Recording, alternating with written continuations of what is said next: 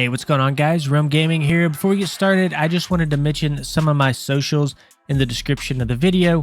If you want to support the channel, please check those out.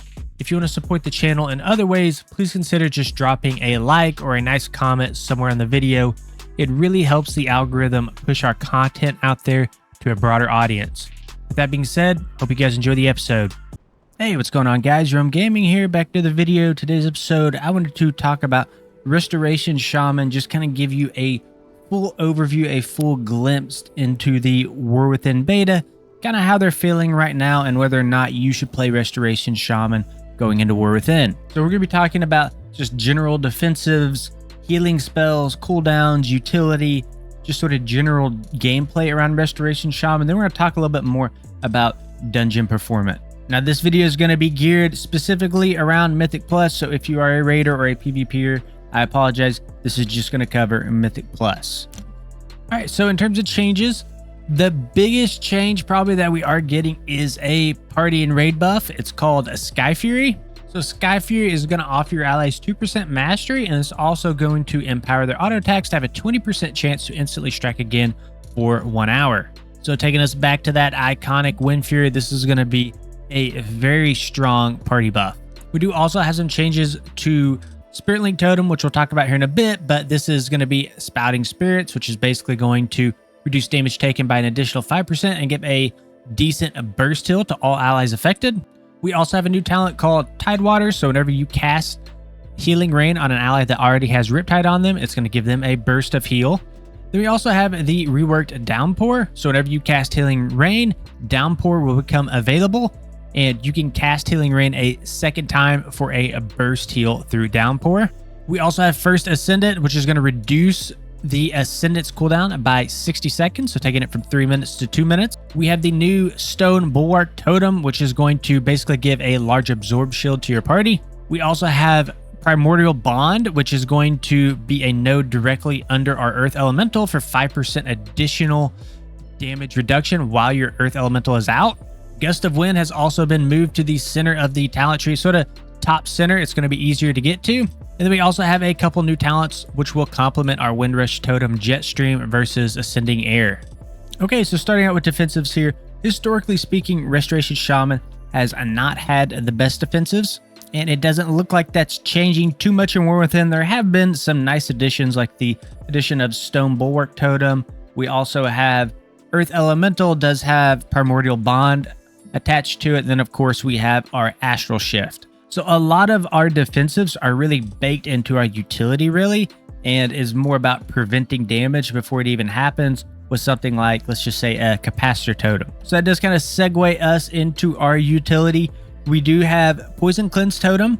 Poison Cleanse will be very strong going into War Within, mainly due to the new Xal'atath affix. If you're not familiar with the Xal'atath Devour affix, basically what it's going to do is put an absorb shield on all players, and this can actually be dispelled with a poison, a curse, disease, or magic dispel. So you either have to heal through the absorb shield or you can dispel it. So Restoration Shaman is looking very strong at the moment because you can just drop this totem and remove the shields. I do think that this affix is going to be absolutely terrible for the healing community, but that's another video. Now we also have things like Tremor Totem, Earth Grab, Capacitor Totem. So Capacitor Totem is going to be like our AoE stun, and then we can do further kiting with our Earth Grab. We do have a ranged kick. This is the lowest cooldown kick in the game. We also have additional utility like Spirit Walker's Grace, which allows us to move and cast spells at the same time. And then we can also talent into the Thunderstorm Knockup, which is just another additional AoE interrupt. Now for some of our general healing spells, we do have Chain Heal. And then one thing that's really nice is in our hero talent trees, we do have a new talent called Lively Totems, which will cast a Chain Heal for us when we drop either a Cloudburst or a Healing Stream Totem. This is going to be really nice because this is going to allow us to kind of cast Chain Heals without having to hard cast it ourselves, and we can kind of lean more on the totem to be casting Chain Heals so that we could focus on other healing spells. Then of course we do have our High Tide. After every 1 million mana that we spend, our next 2 Chain Heals will heal for an additional 10% and not reduce with each jump. Now, if you are running the Totemic Tree, you will be using Surging Totem, which will be replacing your Healing Rain. And with Surging Totem will come Whirling Elements. So this is going to be a passive effect that is tied to the totem. It has a water, air, or earth effect. So basically this means we will want to be having Surging Totem down pretty much at all times. One thing to note is that you can move this totem around if you are running Totemic Recall. Then it seems that Blizzard is also trying to bring Earth Living Weapon back into the mix. We do have some hero talents that do revolve around Earth Living Weapon, and this will put a nice heal over time effect on your allies. Then of course we do have our Riptide. Long story short with Riptide is you throw it out on a target and you want to try to have a Riptide on every single target as you possibly can due to the Deluge talent.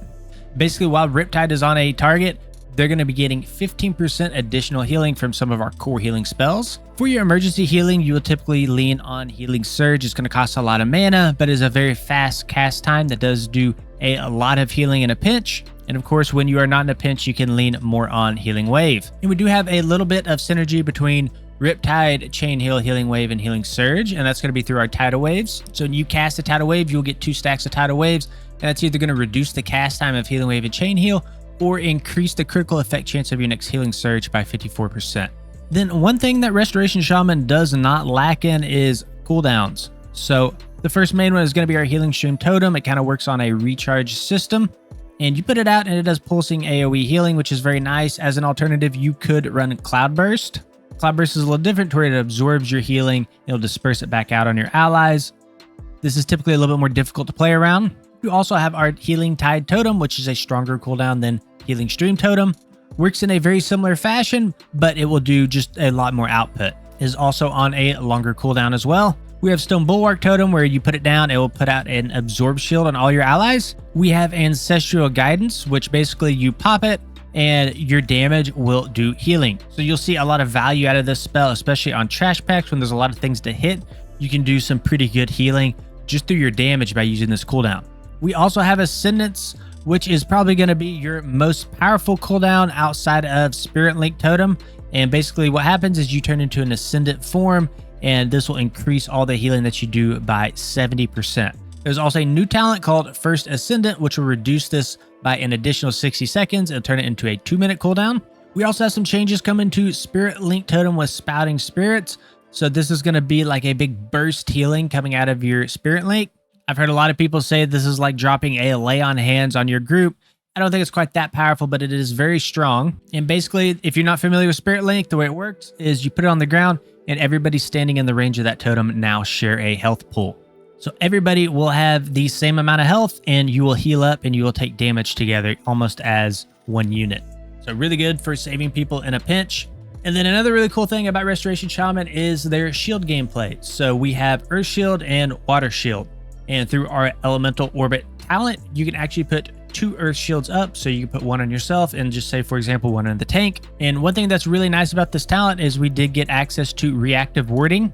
And this is going to heal based on the charges missing on the target. So if the target just has 1 Earth Shield, you'll be getting full value out of this talent. It is pretty significant. It feels like you're casting a Healing Surge on somebody. If they are, of course, at 1 stack. If they're at 5 or 6 stack, it's going to be less healing. Then as a nice added bonus, we do get the same effect for our Water Shield. In Mythic Plus, it's not going to be that impactful, to be honest, as it can be a little bit difficult to get through those Water Shield charges. So a fun little mini game that you play with Restoration Shaman there. That does segue me into mana management. So the bulk of your mana management is actually going to be coming from a talent called Resurgence. And this is one of the reasons why critical strike rating is so important for Restoration Shamans, because without high critical strike, you will not be able to get much mana back. So the more critical strikes that you're doing with your healing, the more mana that gets returned to you. Now we also do have Water Shield that we just talked about. You will get passive mana just by having that up. So that's pretty nice. We do also have Mana Springs. So your Lava Burst and Riptide will give us mana back each time we cast it, about 2,000 mana. So that's not too bad to have. And then finally, we have our Mana Spring Totem. This is just simply going to increase our mana regeneration rate by 80%. Then for our tier set bonus, our tier sets are not as strong in War Within as they were in Dragonflight. This has been kind of communicated by Blizzard a few times, and that's going to be due to offsetting the balance with hero talents. So our 2-set bonus, Tidal Waves, will increase the healing of effective spells by an additional 10%. And then our 4-set, Tidal Waves, is 80% more effective and reduces the mana cost of affected spells by 8%. So this is going to kind of incentivize us to play around Tidal Waves more and more. All right, now for dungeon performance, how is Restoration Shaman performing? So I will say this right off the bat, I have personally been having some mana issues in the beta. I do think that is tied to my resurgence and my low critical strike rating. So I do think as I creep into the low 20% on my critical strike, I think that's going to get a lot better. But as long as I've had enough mana, I've pretty much been able to keep up with any healing requirement that's been thrown out at me. I do think we have really good CDs. That has not changed at all from Dragonflight. We are still some of the best healing cooldowns in the game. And we do have a button for just about any situation that you could throw at us. The 2-minute Ascendance is also very nice. So getting a minute off that allows us to use Ascendance a bit more freely. Then the Spouting Spirit changes with Spirit Link have also been very nice as well. Just a little bit additional healing to kind of catch your group up.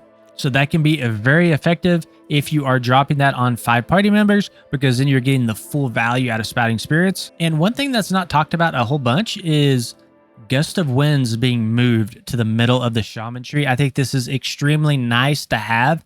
It's on a 20-second cooldown, and this solves so many mobility issues that Restoration Shaman has. So having that on top of your Gust of Wind actually makes Restoration Shaman probably one of the more mobile healers in the game. All right, guys, that's going to be it for this video. If you enjoyed it, please consider liking and subscribing to the channel. I also have some socials in the description of the video if you do want to help out and support the channel. Thank you guys for watching. See you on the next one.